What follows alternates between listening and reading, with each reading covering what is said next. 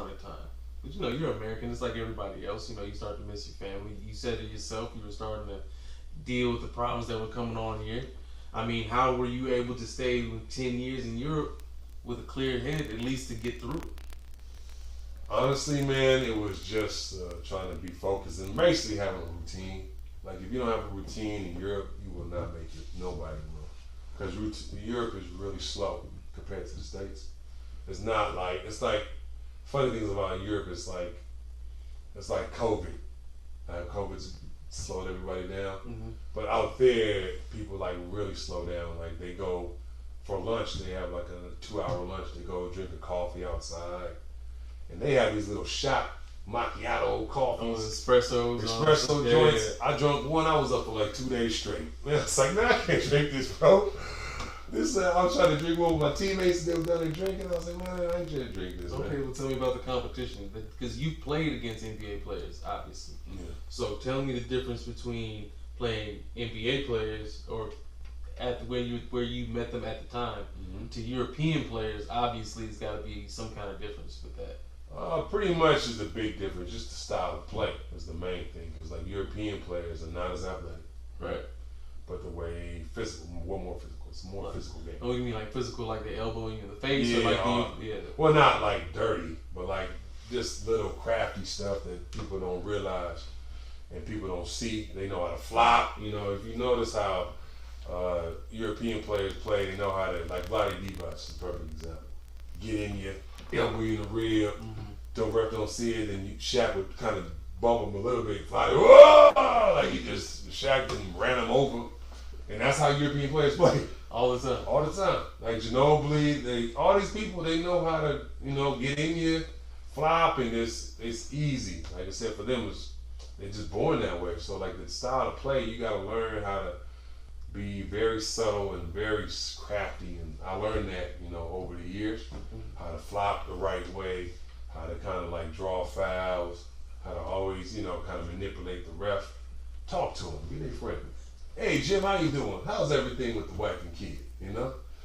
Hey, it worked. Hey. I was James Harden. I led the league in free throw attempts. hey, you got championship. Yeah, I got a championship. MVP, you know what I'm saying? I can't knock it because one ref did an article, right? And he said people want to see Travis Reed. Like the fans. I can't foul him out, and they want to see the Americans. They can't foul him out. So I might have fouled out maybe one game that whole year, because I swear, like the our crowd, like 6,000 people. Craziest crowd you ever had? I would say craziest crowd I ever had was it was in Estonia. It was like 10,000 people at a game, packed, screaming. But Holland, craziest fans, like per person, like 5,000, screaming, dancing, jumping, hey, singing, like they, I'm like, yeah, I'm amped. I'm like, man, ain't nobody gonna beat us today, man. I'm telling you. They would sing and dance. The craziest crowd, if you can look it on YouTube too, craziest crowd I've ever seen is in Greece. They throw, before the game starts, everybody throws tissue, a roll of tissue paper on the court. So it takes like 15 minutes to clean up everything up. They throw a big old roll of tissue paper. That's their thing. But and I've seen where people like the flares, like car flares, in the gym while you're playing. And you're like, dude, I can't breathe. People smoking cigarettes in the gym. Might be on the floor smoking too. Dude, I'm not even joking, bro. Like I had teammates who smoked cigarettes at half. Yeah. But that's them. They chain smoking you. So, but yeah, man, it was for my team. Holland had to be the craziest. They travel, they sing, they dance, they do all that, bro. Like it's insane. I tell you this, I would love to have seen that, but I never got to get out there. But man, you never know. I asked you, I begged you. I was in high school at the time. You wouldn't take me, but I couldn't take you because it's not my decision. It's our much. You could have overstepped that boundary. Anyway, besides that point, so you're already out there. You've been out there for this long. When did you feel that what changed for you to where it had to come to an end? Okay, well, obviously we played. First year, won the championship, right? Second year, I was going through some stuff, right? Third year, I got injured. I got hurt and I had a stress fracture in my shin. So they had to put a steel rod and bolts in my leg, they help it. Pretty much what stress fracture in your shin is like, your bone is here. You get a crack. Right. I had a crack in my shin. And the only way for it to heal was not do nothing. And then when I come back, have this rod so it won't crack no more as a protection. Right. Now, that year I missed like half the season. And the other American missed half the season because we were injured because we were 3 years, you know? Like I would play all this time and then come back home and work out and train because I couldn't stay out of shape. Like after we played that year, I literally went from playing and like, you know, Billy told me like, bro, play in the summer league with us. Bear sponsoring the team. You can play against all these NBA dudes. Maybe you can leave. So we won, you know, that whole summer I played, you know, in summer league. And literally we finished, I don't know, end of June, early August, like say August 1st, right? August 9th, I left. Already back at Europe. And you know, Europe is a long season. So basically your body just kind of, was it betrayed you? Or? Yeah, it probably started to break down. The next year, the second year, I didn't miss none. I didn't get hurt. I was the only American, the only player that I missed. I played every practice. I played every game. Right. That whole year we ended like in May, but I was like still on my grind. So I worked out. Like, you know, we ended like I got back home May 17th, and by like May 28th, I was working out again for the next season. So I only literally my body took 11 days off. So what was the last thing that said, you know, that pushed it over the edge? Pretty much, like I said, when I got back, I got injured right away. Like in the beginning of the season. Like when I got there in August, I got injured in August. So pretty much I had the surgery in September, and I missed all the way to after Christmas, like, you know, January. And I was like, man, you know, I can't do this. Like I ain't trying to get, you know, this is my first major injury, you know. Like this dude is crazy, and like he was, you know, hard every year. And I realized like this is probably gonna be my last year, you know, because it was just so tough to deal with the situation. Now the money was great. Don't get me wrong. The money, the fans, the people, that's what made me stay. Well, I know in Holland you made a decent amount of money. Where's the place you made your most money? Estonia, my 2 years there. Well, I played 3 years there. After I left Holland, and they offered me the biggest contract in the team's history at the time. And I turned it down because I was through with the situation, you know. I went to Estonia for like less money. It was like, you know, $9,000 a month, you know, still like less money than what I got offered from my old team. And I went there and destroyed, you know, like, because I was mad, you know, mad at my old coach, mad at like, y'all think I can't play no more? Okay. Y'all think it's just him? You know, I'm about to show everybody. You know, I'm about to show you. So I remember it was game second out. Right. Doctor's Advocate, you know. And I was listening to Looking at You every day, you know. I'd have been to hell and back, left for dead. You know who to thank for that, you know. And I was like, yeah, okay, yeah, I'm about to show y'all, you know, like I'm about to do it big, right? So that year, it was so much anger towards my old coach because I felt like I was kind of treated unfairly, right? That I killed, you know. So like that year, I won MVP of the league, MVP of the Baltic League, which is like 3 separate leagues. The Baltic League is like Estonia, Latvia, Lithuania. So it's 3 countries. Like it's a big thing. As a matter of fact, Kareem Rush was there at the time. He was in Lithuania on the best team. And so for me, I was like, I'm killing, you know, for the, you know, my stats are so crazy that they was like, yeah, you know, we about to, you know, you made MVP. And I was like, really? Oh man, that's crazy. Thank you. So you make MVP. Mm-hmm. Oh, FIBA Cup All-Star as well. And that's when all right, throwing it on. Okay. Yeah. What else you got in your bag? Baltic All-Star. Okay. Estonian All-Star. Okay. FIBA Cup All-Star. That's what I'm talking about. And FIBA Cup All-Star, I played against this team in Spain. And they had this center. who was like 6'10" or 7 foot, 300 pounds, but had game. His name was Marcus Gasol. All right. And this is before he got drafted in By NBA. Memphis. By Memphis. Or got drafted by Lakers and traded to Memphis. Yeah. So I'm like, this dude is unstoppable, right? But, you know, like, he's real cool. You know, like, I was like, I can't stop this. This dude's like 300 pounds. I'm like, I'm trying my best to move. He's scoring anytime he wants, you know? But he was like, bro, you got game. You know, just keep working on your game, keep getting better. He was just giving me knowledge. He was a cool dude. You know, love fried chicken. You know, was because we played in the FIBA Cup All-Star game together.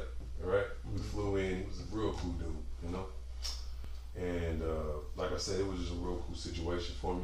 You know, like all the blessings that came with all these All-Stars and MVP and all this stuff, man. How did it end? Like, I gotta ask, because eventually every athlete has got to end. Yeah, how did it end? Pretty much that year, we lost in championship. No, he lost in the championship, and then what was it? Because at some point you left there. Yeah, pretty much after Estonia, like I played another year, made the most money I ever made, and then got injured playing pickup for the next year, right? So the next year, like I'm playing pickup, like they offered me a 2-year deal for like $475,000. You know, like not a P every year, but like split that up into two. So like 265, 260, whatever it was, 260. Yeah. So 4-year deal worth that, or 2-year deal worth that. And as I was working out for that, I got hurt again. You know, I was playing pickup, like just trying to stay in shape. And I remember that like it was yesterday, man. Like I was playing pickup, went to the basket, dude fell, kicked me in my shin that was hurt, and it popped. My shin popped, like it cracked all the way to almost the end. It almost broke, but it was like a little piece of the bone that was still there. Jeez. And so like the doctor said it would have been better if it just broke it. Right. You know?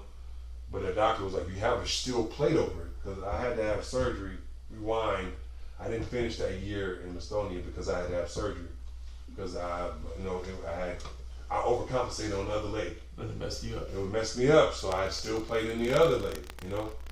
They took out the rod, put steel plates over both my shins, and they're still in there to this day, both steel plates. Well, I tell you this, man. Every time I hear athlete get hurt, they usually fall into a dark space, man. Where did you fall into that spot? After I got hurt, bro, yeah. That year, I remember it was just dark, like all my friends and everybody was gone. So I was at the house kind of just chilling, Pops was like, just come back home, man, kind of clear your head. And I was by myself at the time, and then I met my son's mom, well, not met her, but like we were off and on, and then we got back on. Next thing you know, she pregnant, and I was like, oh my gosh, I gotta get back on this horse, bro, because I got a son to come in, man. Because I put that out there too. I was like, it's a son, it's a son, it's a son. And, she was like, you don't know what it is. I'm like, it's a boy. I know. Right? And they can give her that same look too. It's a boy. I know. Yeah, I know. It's a boy. I can just feel it, right? And so, that year I was rehabbing, rehabbing. And when I got back, I went back overseas. I went to Romania, right? She was hoping I was there for his birth. I left early to go to Romania to get in shape. And August 29th, I was there for like 3 weeks. Little Travis was born. I was on Skype, my boy Skype calling her. She was, having him or whatever. Yeah, man. And I was like, bro, I can't, I'm like, I'm so proud of you. Little Travis, Travis Jr., let's get it, She was like, okay, So my son's name is Travis Reed, and just like mine. So it was like the greatest day of my life. I was overseas. I was actually made the team, but that was the worst experience I ever had in Europe. Was in Romania. Was after that last pickup injury. Yeah, because I was trying to get back in shape, and then the money was so terrible, bro. that it was a situation where you know like you go from making 18,000 a month because that's what I made in Estonia, right? $18,000 a month to making to 2,500. Back to the bottom again. Back to the bottom again, man. Back to the bottom, bro. That's the market you jumped in. When you miss a year, you start from scratch. Period. You don't go back and like miss a year and then go back to making 15, 20,000. It just don't happen. You gotta start from the bottom and work your way up again. But you had a new motivation with your son, Yep. which led you to what, the last 3 years of your career? Yep. Pretty much that. Like that year, missed another year, and then the last 2 years. Yep. And where were you at the end? Pretty much, I finished out in Australia. Australia was crazy. The last 2 years was in Australia. You know, Germany I was in between that. You know, in between Australia and Australia again. It was real cool. Everybody spoke English, or at least Australian version of English. So it was cool, sunny. Had only thing that was crazy is that I had to learn on the drive on the opposite side of the road. Yeah, but you didn't lose your bag. Yeah, that time finally, huh? You didn't lose your bag. Yeah, man, that was like I said, that was just like I said. Australia was crazy just because the people.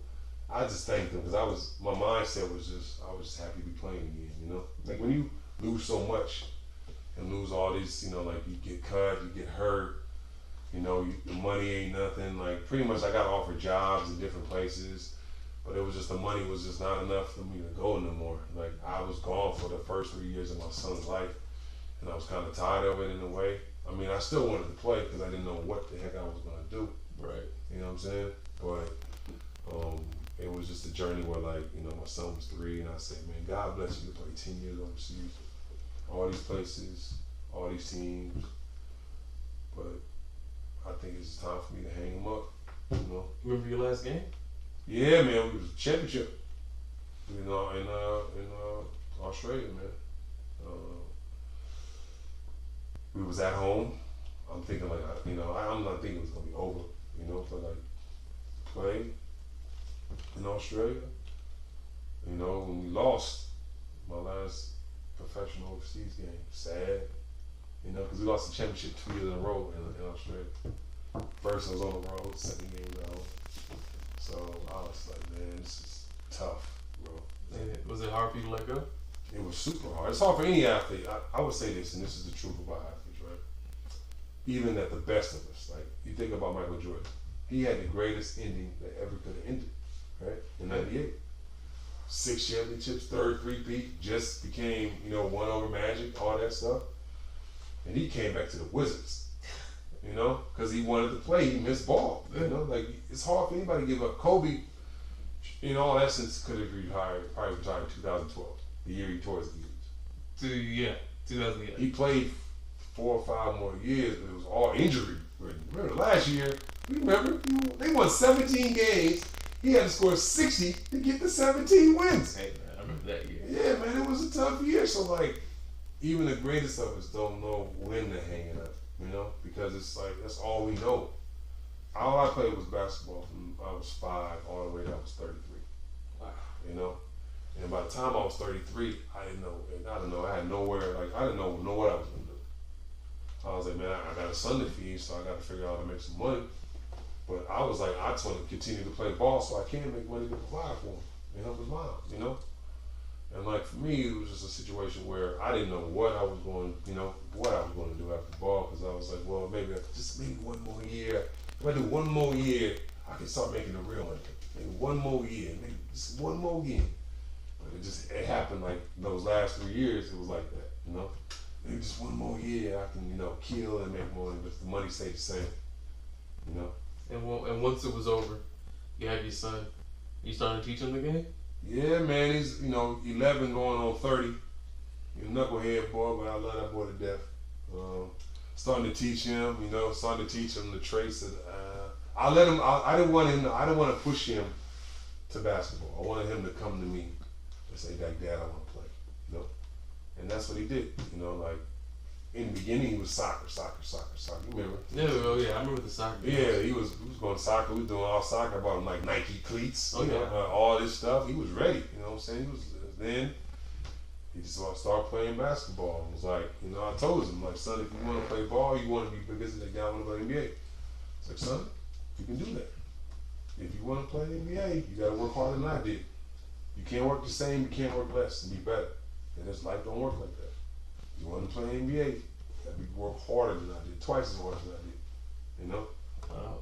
If the time comes where he says that, Dad, what did you do, in your basketball career for me to keep up with, and you just say, son, I've been to Europe, I became the MVP, I won a championship, finals MVP, EuroLeague MVP, Baltic League MVP, All-Star MVP. You won everything. You've done everything that you could possibly do in the game as far as the basketball life in general. And I gotta, I can only say thank you. Legit, man. That's an athlete's journey. That is an athlete's journey. I would say this is my journey, my story. There's 1,000 stories just like mine. Mm-hmm. And 1,000 players just like me. It's just different people go different ways, different journeys. I knew a lot of players that played 3 years and couldn't take it, They couldn't take like being away from home, being away from their girl, being away from their kids. Some dudes I knew that played 5 years, 4 years, 1 year, My journey was 10. Some people played longer, some people played shorter. I think that it just depends on what you are and what you have next going on. Because for me, even when it comes to something like this, it's like the next thing, like the next mountain to climb, That's right. And, like, it's a blessing to even do this. I was like, bro, to tell my story like this, I was like, man, cool, I do it, just because not a lot of, like, everybody knows about NBA. Obviously Matt and what's the name? Steven Jackson just one podcast a year, whatever it was. Yeah, much respect. Because it's NBA dudes, you know what I'm saying? Like, nobody talk about overseas dudes. And everybody be like, NBA, but like, bro, overseas is such a journey, and it takes a lot of people and like a lot of you to be like really locked in and stay focused. Because you're over there some days. Like, I can remember days in Estonia where it'd be a blizzard, be negative 15 outside. Car, you got to start at like 15 minutes before you go to practice. I used to pour hot water on it, but that would crack the windshield. You know what I'm saying? Anybody know, like, it was super cold, you pour hot water, crack it. Yeah, it was a wrap on the Yeah, so I would literally like roll down the window and be driving like Ace Ventura with my face out until the windows unfrost. Because it was so cold in Estonia, because you had the Baltic tip, where USSR used to be. Yeah. So it'd be negative 15, negative 20. I'd be out there in my face mask, and all you see is my eyes and my lips. Well, I have a question for you then, before, as we're wrapping everything up. Yeah. If you had a chance to tell yourself at 16 what it was going to be by the time you were 33, what would you tell them? That is a good ass question. Well, I try my best. I would say my 33-year-old self would tell my 16-year-old self, like, look, work as hard as you can, grind, and you don't necessarily have to be as loyal as you are.